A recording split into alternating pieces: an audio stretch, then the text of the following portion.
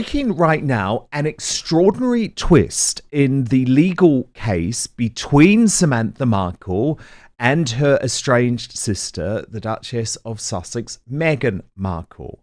According to Newsweek and a reporter called Jack Royston, who, let me just be clear to you, is totally aligned to Harry and Meghan. He is in their camp. He often propagates their propaganda.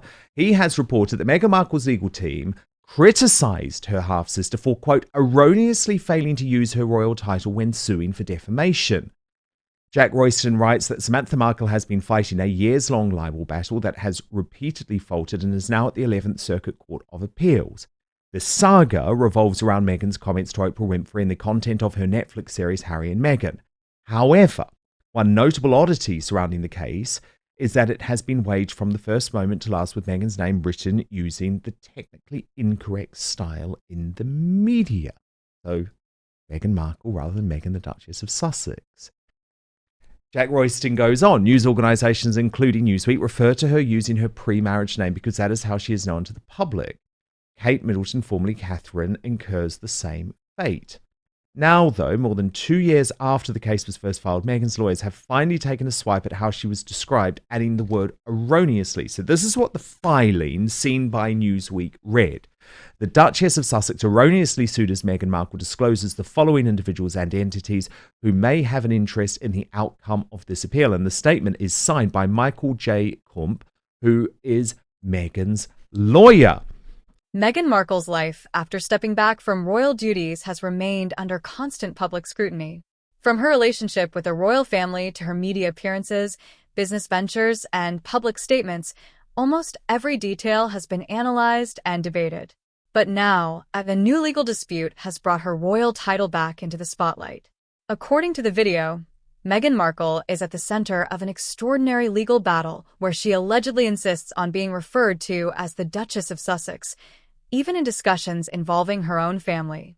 The claim has sparked immediate debate. Is this about legal accuracy and formal titles? Or is it about something deeper, identity, status, and the meaning of her royal connection? Today, we break down what's being said, the context behind it, and why this story is generating so much attention. So, Samantha Markle, your down-to-earth sister, who apparently said, oh, it doesn't matter, royal titles don't matter, just call me Meghan. She is now briefing that she's furious with you because you, her own sister, is not referring to her as the Duchess of Sussex. Your response, Sam? Here is my response. Pumpkin, when you entered into the legal paperwork, or your precious attorney did, you started off and have been going by Meghan Markle all of this time, and then now you want to whine about it. Well, that's called acquiescence. You've gone all of this time under Meghan Markle, but now you want legal paperwork, our court system, to acknowledge you as Meghan, the Duchess of Sussex. Here's what, sweetheart. First of all, in 1776, we did away with having to bow to royal titles. Our legal system does not acknowledge legal titles per Section 9 of the United States Constitution. And furthermore, you may not use royal titles to dabble in American politics per the United States Constitution. And the last time I checked, if you want a name change other than what's on your birth record or your driver's license, I don't know, maybe you went and got Meghan the Duchess of Sussex on your driver's license recently, but your legal documents in the United States would have to say Meghan the Duchess of Sussex for you to impose that upon our legal system. So unless you went to court and petitioned for a name change and got your name legally changed to Meghan the Duchess of Sussex, I don't believe that you can squawk about it. And I would suggest that Jack Royston read the Constitution. Jack, step back. It's just crazy. I mean, the Constitution prohibits it.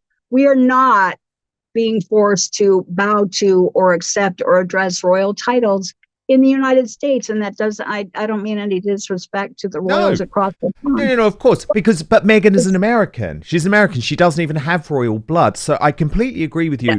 you in terms of the technicalities of it, Sam. But can we And also? Oh, sorry, you go. she doesn't have British citizenship.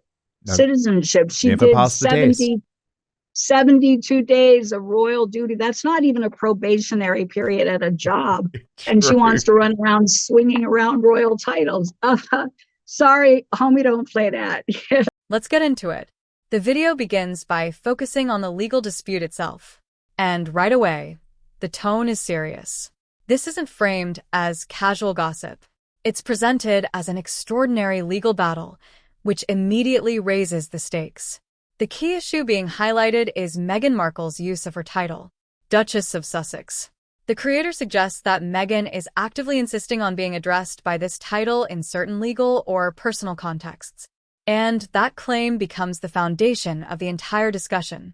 What makes this story particularly attention-grabbing is not just the legal angle, but the involvement of family members in the dispute. That element turns a formal issue into something far more personal. To understand why this matters to audiences, the video revisits Meghan's royal background. We see her during her time as a working royal, attending official engagements, appearing alongside Prince Harry, participating in ceremonial duties. These images reinforce the association between Meghan and the title she still holds. And that's an important point, because although Meghan and Harry stepped back from royal duties, they did not give up their titles. They remain the Duke and Duchess of Sussex. The video uses this fact to frame the argument, but it also raises a broader question: how those titles are used in everyday life, and what they symbolize now that they are no longer working royals. One of the most controversial aspects of the video is the suggestion that Meghan's sister is involved in the wider dispute. This immediately adds a personal dimension to what might otherwise be a procedural or legal discussion. Family conflict has long been part of the public narrative surrounding Meghan Markle, and the video leans heavily into that history. By connecting the legal issue to family relationships, the story becomes more emotionally charged, less about paperwork, more about personal identity and long-standing tensions. And that framing is what drives much of the viewer engagement. So to speak, we're not doing it here. If you want to go to court and change your name, then let's chit-chat then. Yeah, very good point. Does it not also show, Sam, though, how desperate she is to cling on to a royal title, even though she has spent the past 5 years doing everything to denigrate the royal family? I mean, this is a very confused woman emotionally, isn't it? But did she ever get the memo that those with royal titles bow to other royals? And, the last I saw on Netflix, she was mocking and didn't want to bow to Queen Elizabeth. So, it's like you want to have the royal title for the benefits in America, seemingly, but you don't want to have to go with the rules and the protocol that come with that. Nobody is obligated to call her Meghan the Duchess of Sussex. I would say Meghan, American citizen, unless you want to show some paperwork that shows you're a British citizen and you've changed your name in court to Meghan the Duchess of Sussex. Step off. It's ridiculous. Now, Jack Royston was very critical of your case in that article, Sam, but are you feeling confident? I'm feeling confident because there's so much to the complaint and the evidence and the discovery that we didn't get to.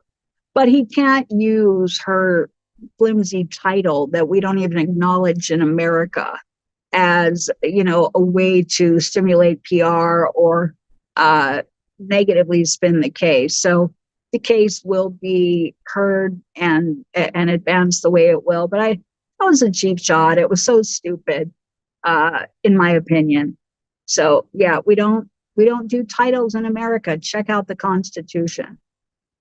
Meanwhile, Meghan has emerged publicly just as royal life focuses on the anniversary of the late Queen's death. Now, this was to attend with Oprah Winfrey some sort of book club at the local Montecito bookstore, where we actually saw her critically panned book, The Bench, and Prince Harry's awful Spare on the shelf of this bookshop. The video then zooms out to the bigger picture. Prince Harry and Meghan Markle's departure from royal life, the decision to step back from official duties, the move to the United States, and the ongoing debate about their relationship with the monarchy. All of these factors are used to contextualize the current dispute, because for critics, this story is not isolated. It fits into a larger pattern of questions about how the Sussexes continue to use their royal status while living independently from the institution. And that's where opinions sharply diverge. The public reaction shown in the video is divided. Some viewers argue that the use of the title is entirely legitimate. After all, Meghan legally remains the Duchess of Sussex. From that perspective, insisting on its correct use is simply a matter of formality. Others see it differently. They believe the continued emphasis on royal titles creates confusion about the couple's current role, and they argue it keeps them tied to an institution they chose to step away from. So, Sam, what did you make of this outing with Oprah? We're going to have some noise interference for a second. Sorry about that. No, that's absolutely fine. Don't worry, I can hear you loud and clear. So I kind of feel like, I don't know what happened with their publisher, but it seemed like Spare wasn't selling well, and it seemed like the other books weren't selling well. So, hey, in my opinion, this is what they're doing. Let's hook up with Oprah and try and push the books that didn't do so well. So, if the books sell, even though there's a lot in there that's not true, that that's part of the case. We're still saying a lot of it was disparaging, certainly to the royals, and seems to constitute defamation. They can push this muckety muck anywhere they want, and doesn't mean it's going to do well. But glad they could glom onto Oprah to try and do that. Doesn't surprise me. It doesn't surprise me at all. I mean, I think it's going to make the book club look bad, in my opinion. It's just odd, isn't it? Because for so long, we have been hearing that Oprah wants to distance herself from Meghan.